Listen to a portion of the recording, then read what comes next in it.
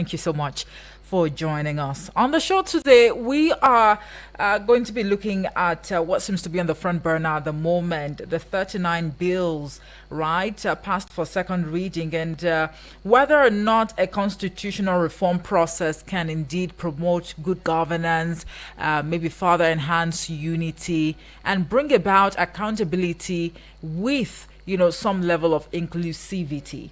Now, it is no news that Nigeria's House of Representatives has made significant progress in amending the country's constitution with 39 bills scaling through the second reading. Now, these bills aim to address various issues, including diaspora voting, state and local government autonomy, and judicial reforms. The proposed amendments have sparked intense debate among lawmakers, with some of them arguing that they will promote good governance, while others have raised concerns about potential unintended consequences. Now, the stakeholders involved in this discourse include lawmakers, particularly the sponsors of the bills, the House of Representatives leadership, and even civil society organizations. Maybe we should also add, the masses, because they've also been reacting to this particular development. So somewhat, they are also involved in the process, right? And having this conversation on radio is just to further buttress the fact that the masses also should have a say, whenever we have this kind of, things to deal with. Now, according to reports, the lawmakers have expressed diverse opinions on the bills, with some emphasizing the need for constitutional reforms to address the country's challenges. Now, statistics available shows that Nigeria's constitution has undergone several amendments since its adoption in 1999. And the bills are really many. We might not really be able to take a look at all of them, but we're going to be taking a look at the key bills that seems to be on the front burner, the most debated ones at the moment. Those are the ones that we're going to be focusing on this morning on the show. But don't forget, the big question we're asking is whether or not a constitutional reform process can promote good governance, whether or not it can promote accountability, if it can also enhance unity and bring about inclusivity in Nigeria's democracy. Well, we do not have a guest in the studios this morning to discuss this with, and that's for obvious reasons. So the conversation is going to be strictly between myself and you, the highly esteemed listener out there, because I'm sure that a number of you have, at different forums or even platforms, shared your 2 cents on this particular subject matter. Can a constitutional reform process promote good governance? That's the big question we're asking this morning. And which of these bills actually tickles your fancy the most? And from your own perspective, what exactly are you expecting to happen in the long run as to whether or not these bills would be passed?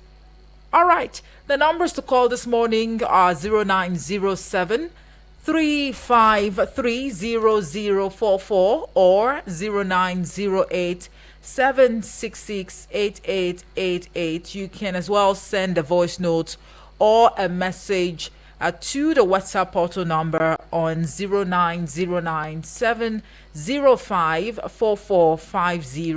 And for those who are actually joining the conversation or watching us live on YouTube and Facebook, you can as well leave a comment across YouTube and Facebook. And best believe that we'll be right here to acknowledge your thought as we go conversational on this very topical issue.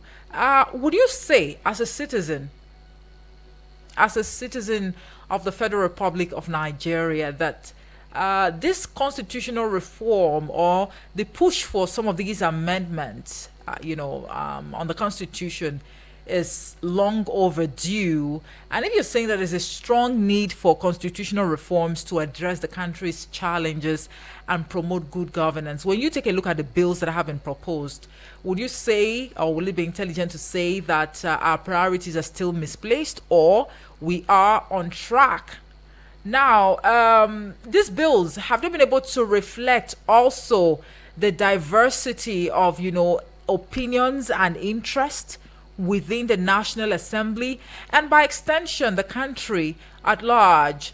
And what is the potential impact these bills, if eventually passed, would have on the country's future? Do you see these bills having any significant impact or implication for the country's future? It's very, very essential for us, dear listener, to consider the potential impact. I mean, beyond just throwing our weight behind some of the bills and saying that, oh no, this bill is a step in the right direction and what have you. But by the way, in a twist of event, yes, in a twist of event, we understand that the House of Reps, they had to rescind their decision, especially on the immunity, clause on vice presidents, governors, and deputy governors, right? Now, they are saying that the bill to strip the vice president, governors, and deputy governors of immunity, does not really hold water.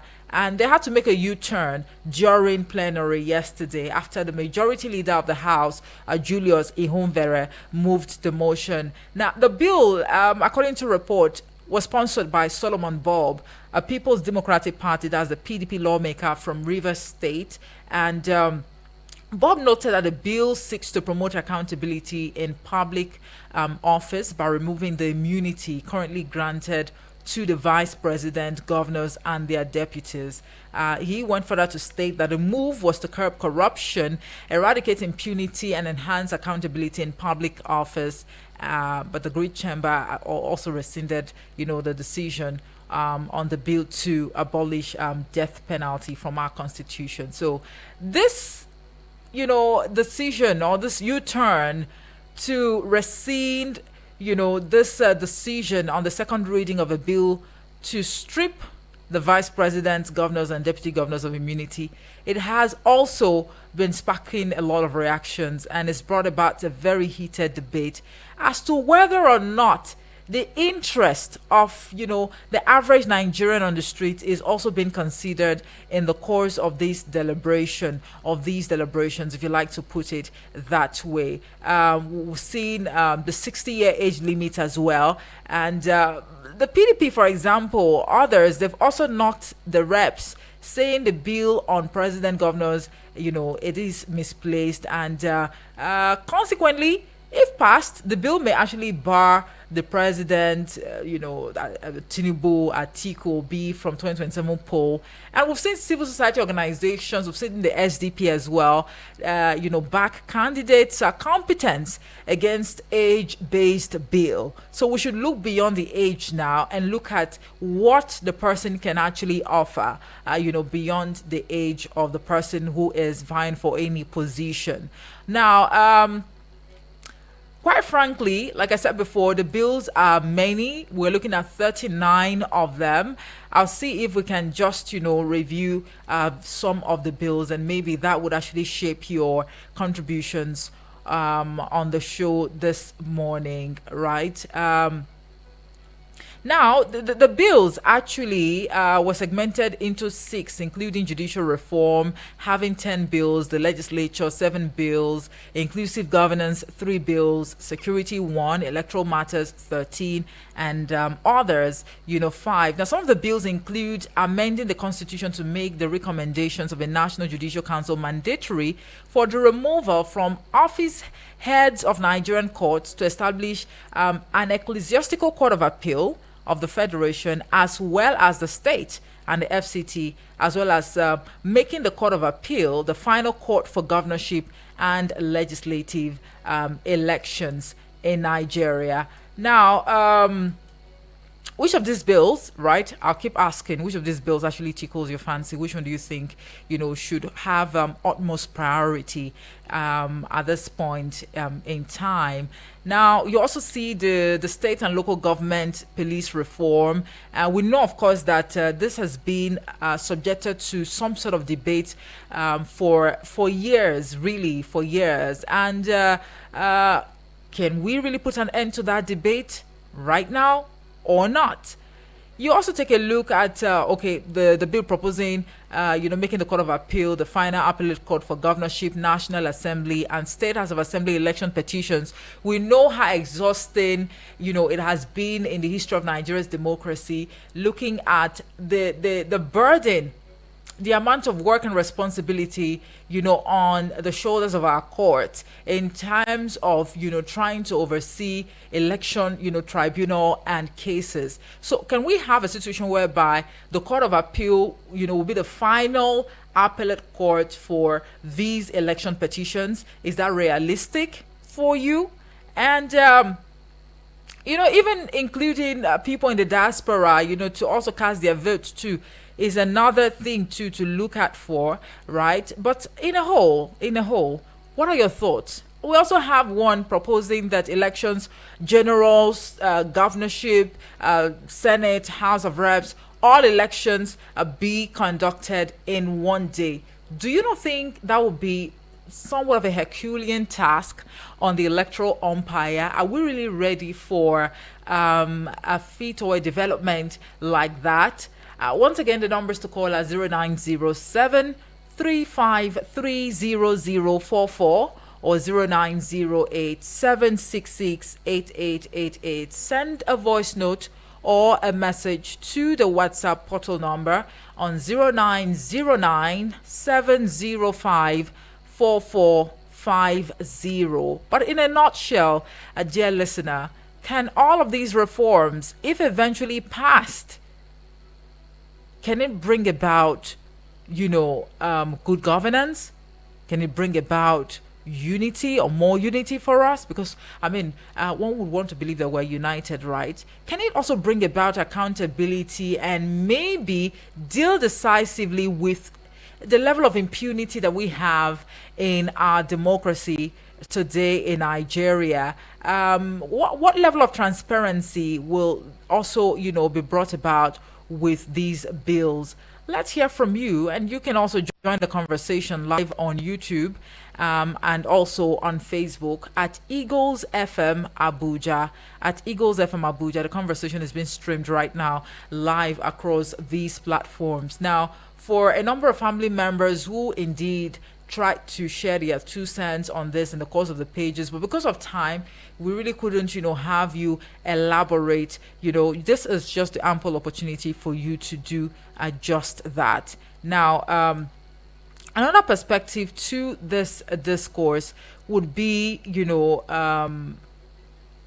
economic development and stability that this proposed constitutional amendment, would actually have. Now, how will the proposed amendment impact the country's economic development and stability? You also take a look at the security and national unity. For instance, will the proposed amendment also promote national unity and address the country's security challenges?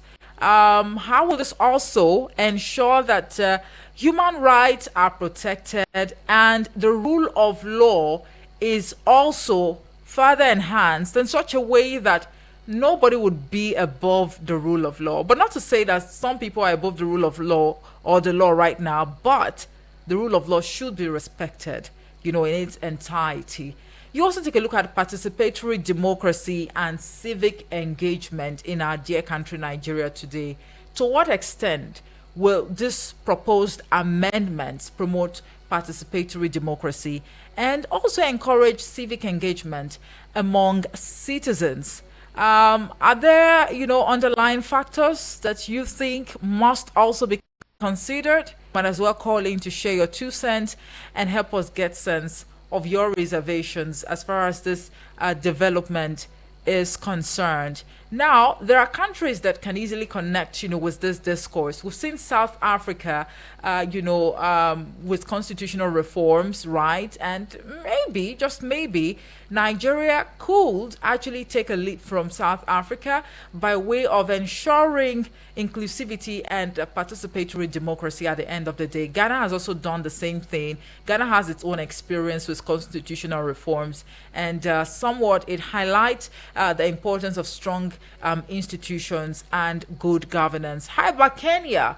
Kenya's 2010 constitutional reforms also provides a useful example, right, of how Nigeria can actually promote national unity and address security challenges. That's if at all we must take a lead from, or even learn a thing or two from how some of these countries actually brought about this constitutional reform process or processes. The United States is not really left out of this. India, on the other hand, is also on the table when you talk about constitutional reform process or processes, as it were. Are there implications? Are there implications that would actually come with these proposals or these amendments? What are the implications? Are they going to be negative or positive? Maybe they would be far-reaching, but at the end of the day, are we going to be having negative implications or positive implications with these, amendments and, proposals or even reforms, if you like to put it that way? And of course, your expectations at the end of the day. What are your expectations? Can we now have a situation whereby, if these bills are eventually passed, that citizens, would now have this sense of belonging, that we now have a system that is more inclusive, and it also enables some sort of participatory constitutional reform process, maybe subsequently? And are your expectations also in line with us having very strong institutions at the end of the day?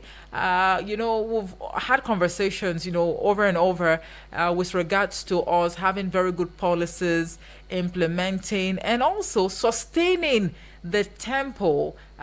These are three different things. The idea, the stage where you bring up the policy, you just conceptualize the policy and then you bring it to the public that this is a policy that you think would actually have far-reaching effects or impact or implications, and at the end of the day, implemented. After implementation, what next? There's one would say that there's been some level of absence, in terms of checks and balances, or even monitoring and evaluation. So that's another kettle of fish on its own. So, like I said before, these are three different, scenarios that we must also, be very, very heavy on. But if we have a situation where these bills are eventually passed, are we going to be having a more consistent, policy structure in our dear country, Nigeria? And most importantly, you talk about national unity and security. What exactly are your expectations as a citizen? Do you see this promoting or bringing about more national unity and security for all or not? So let's hear from you. These are some of the questions really that we'd like to get answers to in the course of the show this morning, and also in the absence of a guest or a resource person in the studios this morning. All right, and let's take a look at this message from Abbas. Abbas, reporting from Dutse, says, good morning, Omoife. My concern should be on the age limits for presidential aspirants. I think it's a welcome development. However, 60 years is too low. Why not they move it, like 65 or 70 years? Again, I would have loved them to have, maybe include a bill that will address pre and post-election matters. This is why we are having too many political litigations after election, but I'm not seeing it. Abbas, it might interest you to know that there is a bill proposing a situation whereby all election petition cases are actually, decided at the appellate court, as opposed to, putting the whole burden on the apex court, right? And we know, of course, that this is one conversation that has been ongoing for some time now. Some had even said that let's have these courts that would deal with election cases at the state level, such that we won't have to be going back and forth. So they're also making or proposing a bill to make the Court of Appeal the final appellate court for governorship, National Assembly and State House of Assembly election petitions. But of course, this is exclusive of the presidential election petition. And I hope you actually get that memo very clearly. But he's gone further to say that he went further to say that again. They should have added a bill that will provide the electorate in Nigeria the opportunities to register and vote anywhere. Now, this will ensure more voter participation in election, but no need calling for diaspora voting at this time. It will amount to corruption. How do you mean amount to corruption, Abbas? But thank you so much for that message. That is your opinion, by the way, and this is just how you feel about this whole, constitutional reform process. But if we have a situation whereby people, Nigerians in the diaspora, can actually cast their vote, that would bring about some level of, inclusivity, right? Because they are Nigerians, whether we like it or not. Whether or not they are here, don't you think they also deserve equal rights to vote as Nigerians who are home, right? But just maybe your fear is coming from a place of technological advancement and how we can really navigate, such a development. But thank you once again, Abbas, reporting from Tuesday. You too can be part of a conversation. Let's hear from you. What your thoughts are. What do you make of this whole, constitutional reform process? 09073530044 or 09087668888 are the numbers for you to call this morning to be part of the conversation. Send a voice note or a message to the WhatsApp portal number on 0909 and 50. Yes, let's hear from you. We've heard Abbas's perspective to this topical issue, and he thinks that a lot more needs to be done in certain areas. But are you personally satisfied with all of these proposals or all of these bills? Are you? And do you think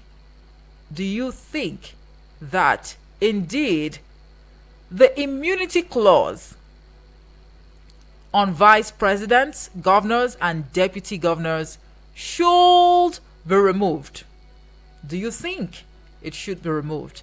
Now, the House of Reps, they had to reverse the decision on the second reading of that particular bill, which actually sought to strip the vice president, governors, and deputy governors of immunity. This has actually brought about a very heated argument across different, platforms or even groups. We've seen civil society organizations, we've seen even the opposition, political parties come out to also share their thoughts on this. And they are saying that by removing the immunity, it would promote accountability in public office, and also eradicate impunity. Beyond enhancing accountability in public office, it should also be able to curb corruption, But do you have reservations? Yusuf from Wusetu is saying, it says, good morning once again. Haji Amoefe, thank you. Constitutional reforms can promote good governance, provided our politicians are ready to abide by the Constitution and the rule of law. As far as I'm concerned, no constitution in the world is perfect or contains all possible issues affecting our lives. What is most important is the desirability of our politicians to be patriotic, abhor corruption, and stop being mischievous in handling our affairs. After all, Britain has no written constitution. They rule by convention, and they are doing well. To me, this is the only way the constitutional amendment can be meaningful. Yusuf, thank you so much for that message. All right. And okay, Abbas just sent another message, right? It says post-election and pre-election matters is not about the court. It's about ending all pre-election matters before election and not bringing a post-election matter after a candidate must have lost, the election. These two need to be clarified. Post-election should end before election. All right, and pre-election should be entertained after election. Okay, Abbas, thank you so much for that message. And to those listening out there, don't forget that you can also lend your voice to this topical issue. Now, also Francis Unamani, watching live from Amagunze in Enugu State, says, good morning from here. The 2014 confab should be revisited to promote good governance in the country. All right. Also, Francis, thank you for that message. Do you think that a constitutional reform process, just as we are seeing and having at the moment, can promote good governance? What impact would it have on Nigeria's democracy? Can it indeed address, or curb corruption? Can it bring about inclusivity or inclusiveness, if you like to put it that way? Can it also ensure a more transparent process at the end of the day? 0907 353 0044 or 0908 766 8888. Send a voice note or a message to the WhatsApp portal number on 0909 705 44 and 50. All right, let's see if we can take this one. Okay, please do us a call back if you can.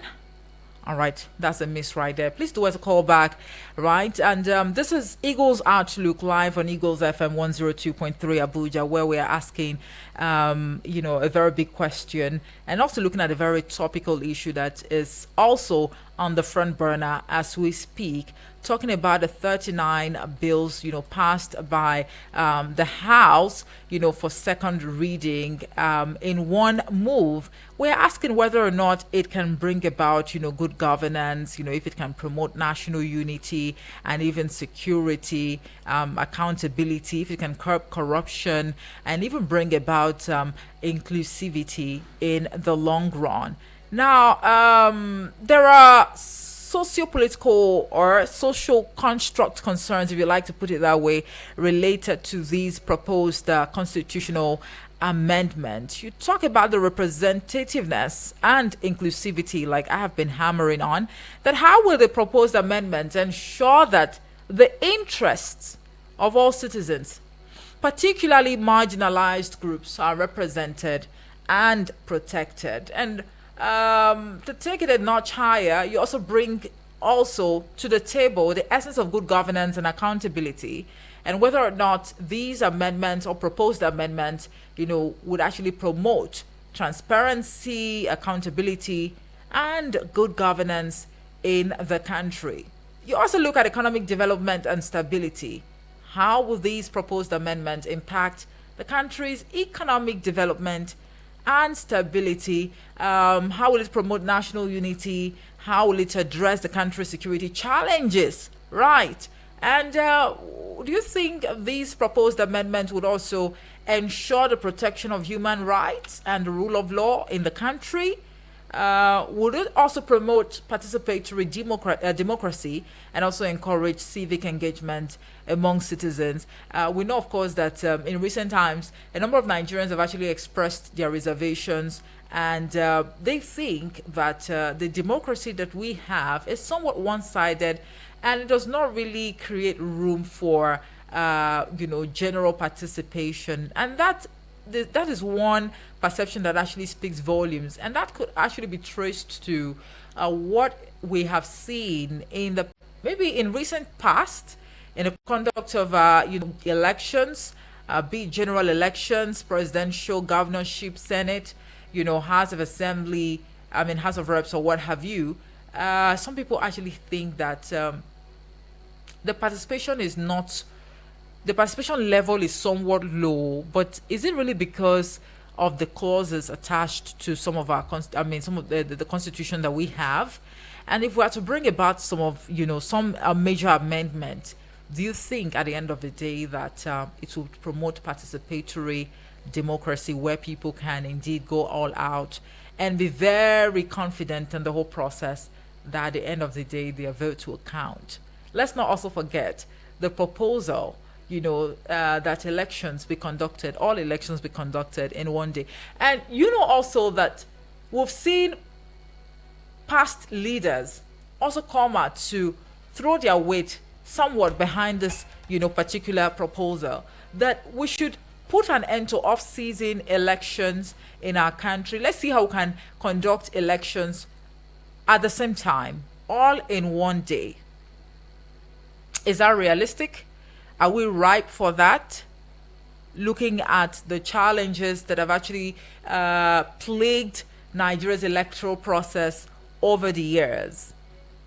Is it really something that we are ripe for, or we should still maintain status quo and watch how things would unfold and even evolve with time, right?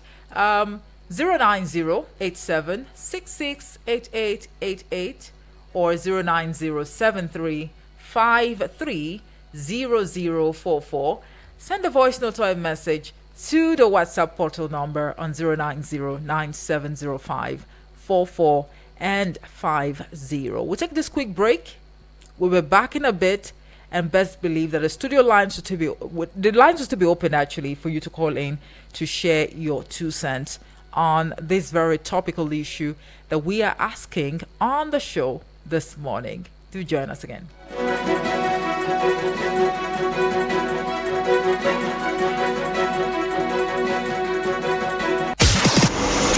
For so long, you've been silenced. We have just found your voice. Take it. Use it. You assess Nigerians before we become politicians or before you become a member of any political party. The kind of things that happen in Nigeria, this is so obnoxious that if God looks down from heaven, you realize that we are really paying for our sins. Speak your truth and be heard on the Eagles Morning Rise, 6 a.m. to 10 a.m. Eagles 102.3 FM, your radio experience you can count on. From Milky Way to Earth, everywhere there's internet, you can connect with Eagles 102.3 FM Abuja. Log on to our website, www.eaglesfm.com. Follow and engage with us now on Facebook, Twitter, TikTok at Eagles FM Abuja, Instagram at Eagles FM 1023. Download our apps on your Android and iOS stores. Eagles 102.3 FM Abuja, your radio experience you can count on.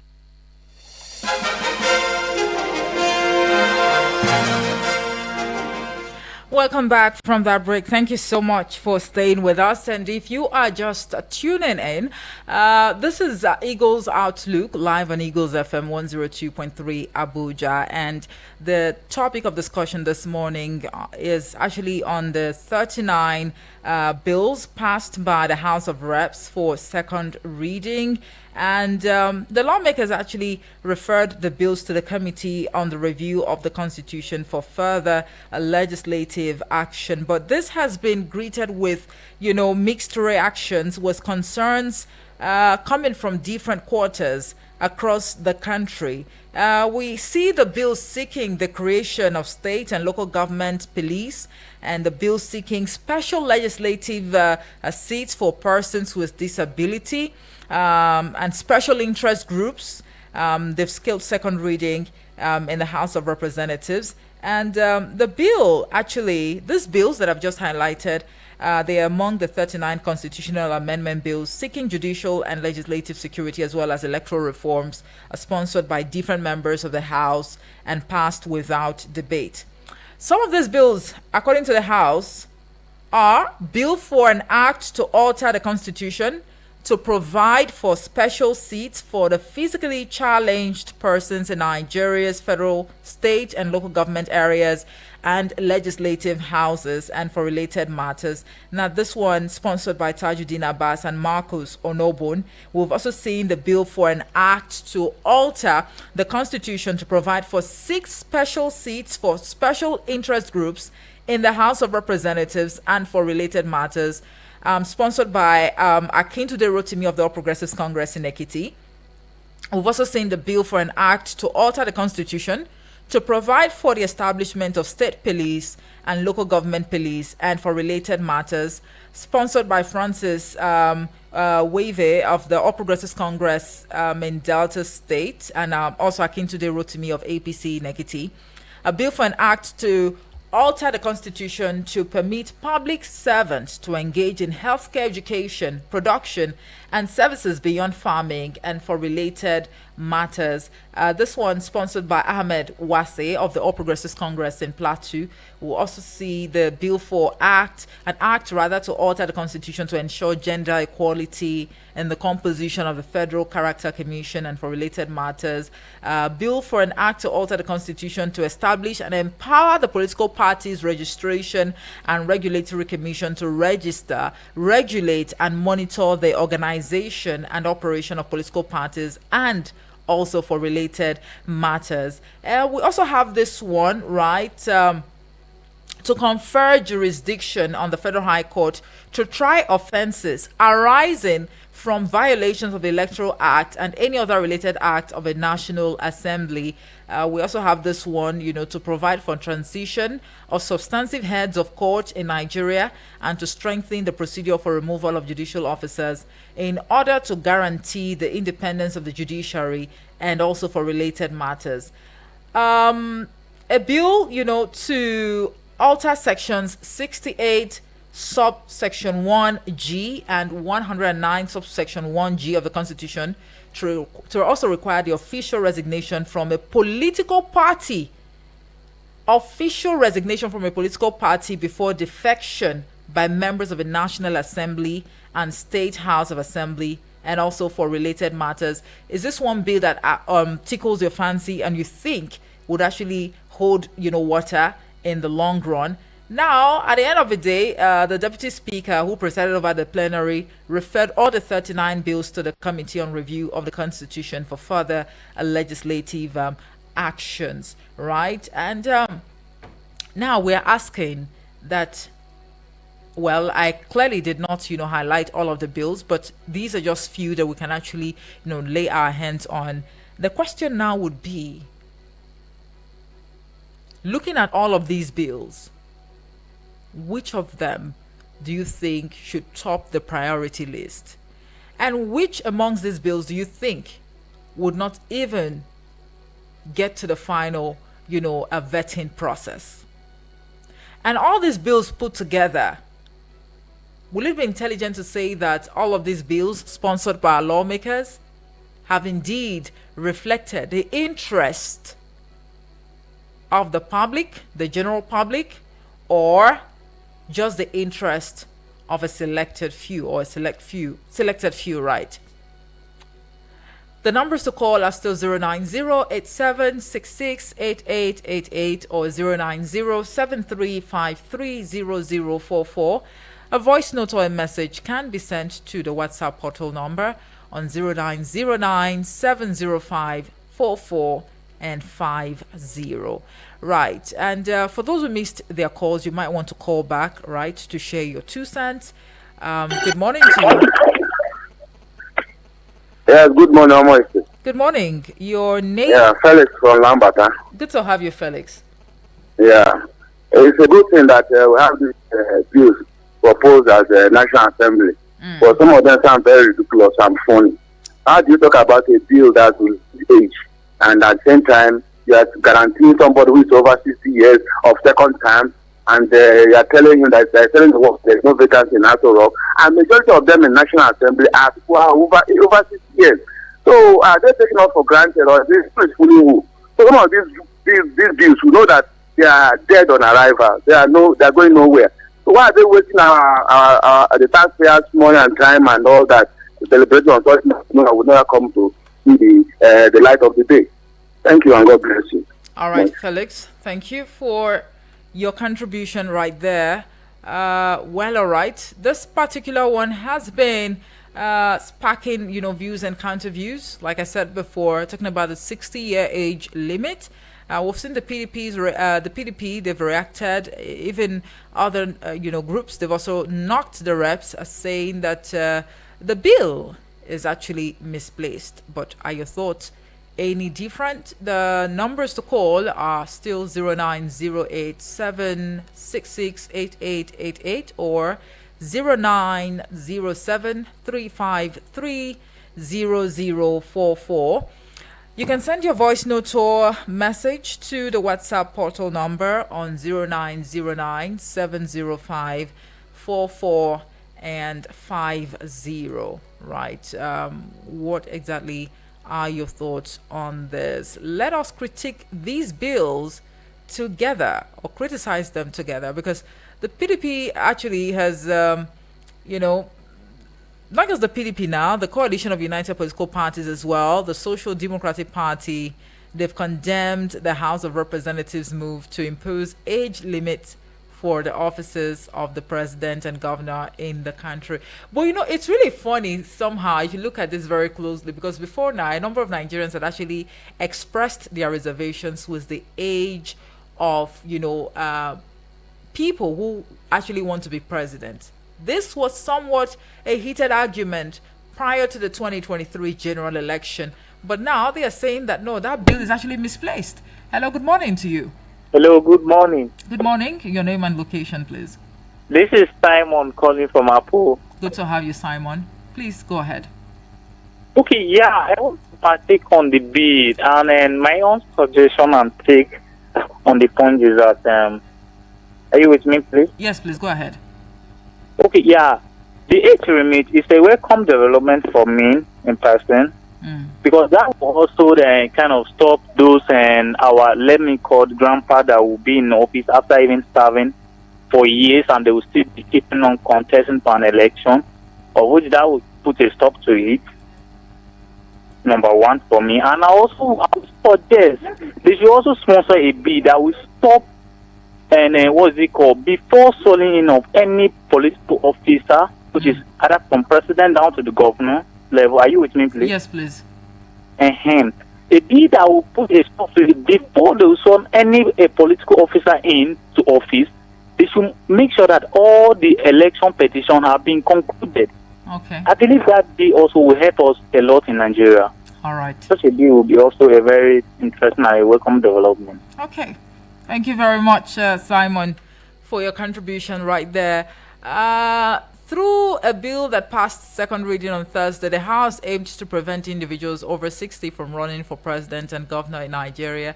And if the bill scales legislative scrutiny and signed into law, President Bola Tinubu, former Vice President Atiku Abubakar, and the 2023 presidential candidate of the Labour Party, Peter Obi, will miss out on the 2027 presidential contest as they are all above 60 years. Now, the PDP has criticized the move as a misplaced priority, accusing the lawmakers of focusing on trivial issues while neglecting more important ones. Let's see if we can take this one. Hello, good morning. Hello, my friend. God bless. I don't know what happened to our radio station for 2-3 days. I've not had it. We actually embarked on a maintenance exercise. Yeah. Okay. No problem now. If you human being, we need All right, Dr. Prince Ike, please just make it very brief because of time. 1 minute will do. No problem. No Yes. problem. Anyway, throughout the trying to motorize late home from work, before the government, that man was able to risk his life. In fact, he was, passed through psychological, mental, and also social, philosophical warfare. Trauma. He was beaten thoroughly by the army people. I get you. It's not easy for somebody to be in that state of situation and also shabbiness to pronounce and announce the winner of that election. They should commend that. Okay. They should commend it because a lot of people die in the course of that completion or controversy. Okay, so looking at all the bills that have been proposed, to bring about a constitutional reform, do you think it will promote good governance and accountability in the long run? Yes, it's good now. All right. Look at the what we call environmental determinism. Okay. I think that place in which you are working, you are helping us, you are stimulating our heart and our mentality and psychology. It's not adequately being secure. I don't think that you're going to be there. If Nigerian people are happy, because of good governance. Happiness will be all the day, socialization will be all the day, peacefulness will be all the day. All right, Dr. Prince Ike. What we call greatness in terms of economical information on production and consolidation. All right. Thank you. Thank you very much, Dr. Prince Ike. It's an abridged show this morning, and we even overshot the time, but thank you all so much for keeping us company. We must leave it here now and keep our fingers crossed to see, more updates, because this is obviously a developing story. My name is Omoife Peace Osemere, and the views expressed on the show were not influenced by the station. Good morning. Eagles 102.3 Abuja. Hello.